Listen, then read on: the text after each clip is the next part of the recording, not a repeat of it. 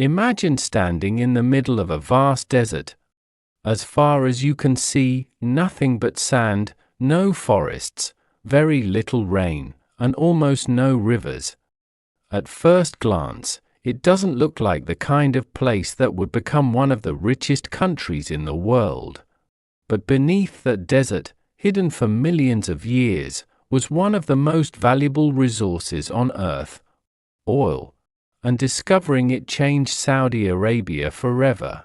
Today, Saudi Arabia is home to incredible wealth, massive skyscrapers, luxury developments, and one of the world's largest economies. So how did a country covered mostly by desert become so rich?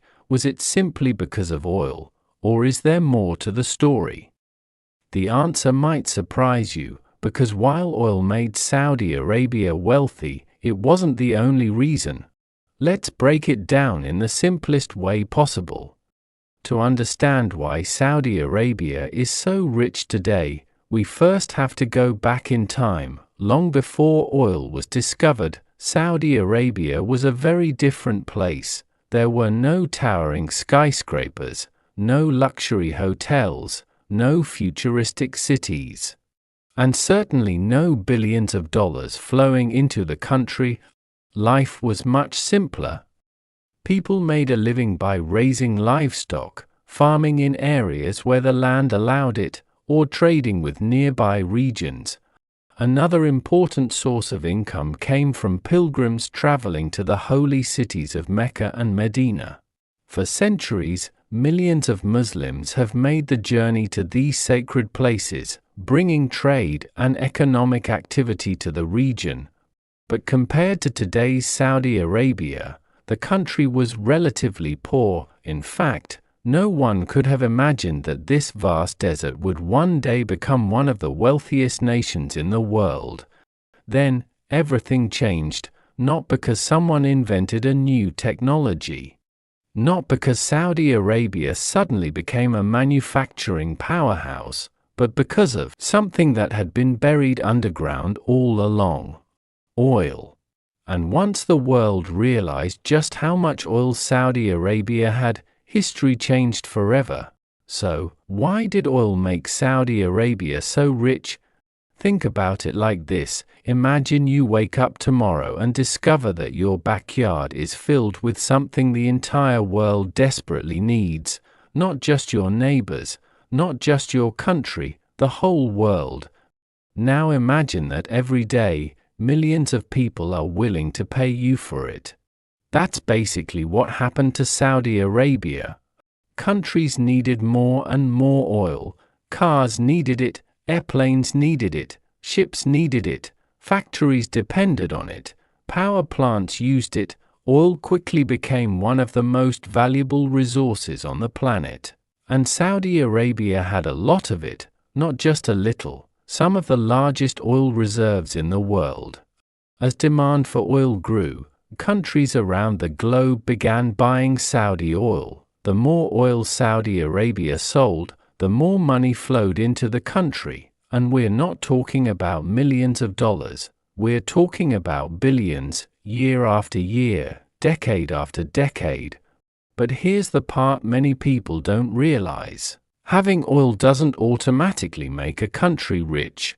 There are countries with oil that still struggle economically. The difference is what a country does with that resource. Saudi Arabia didn't just sell oil, it built an entire economy around it. The government invested billions into roads, airports, hospitals, schools, ports, and other major infrastructure. Entire cities expanded, businesses grew, jobs were created. The country's economy transformed in just a few decades. In other words, oil opened the door. But what Saudi Arabia did with the money helped shape the country we see today. Now, you might be wondering, if Saudi Arabia has earned so much money from oil, where does all that money go? Well, some of it goes toward running the country. Just like any government, Saudi Arabia has to pay for things like schools, hospitals, roads, airports, public services, and other projects that millions of people rely on every day. But not all of the money is spent, a big portion is also invested. Instead of relying only on oil, the country has invested billions of dollars in companies, real estate, technology, tourism, sports, and major development projects.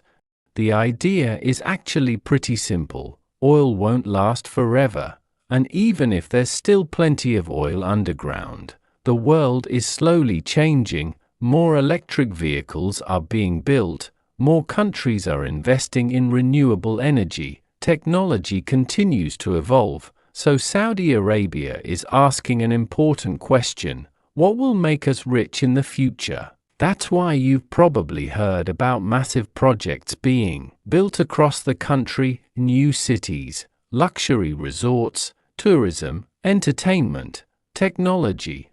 The goal is to create new ways for the country to earn money, even if one day the world depends less on oil. In other words, Saudi Arabia isn't just trying to be rich today, it's trying to stay rich for generations to come.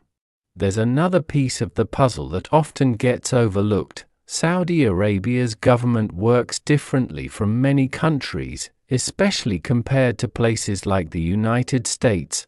Saudi Arabia is a monarchy.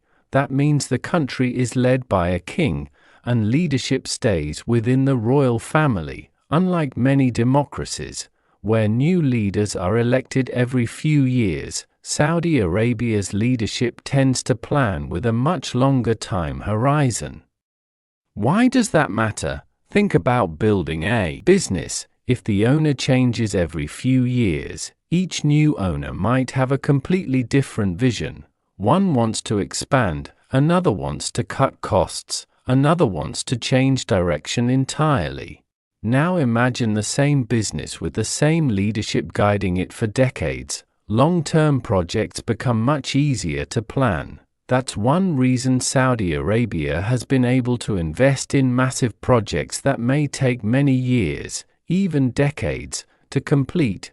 Another difference is the role of the government in the economy. In many countries, private companies drive most of the economy. In Saudi Arabia, the government plays a much bigger role. It owns or controls major resources, especially oil, and it decides how much of that money is invested back into the country's future.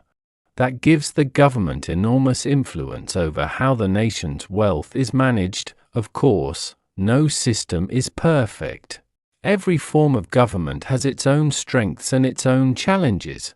But when it comes to understanding why Saudi Arabia became so rich, it's important to remember that it wasn't just about having oil. It was also about having a government that could direct a large share of the country's oil wealth into long-term national projects and investments, whether it's building infrastructure, expanding industries, or investing billions of dollars around the world.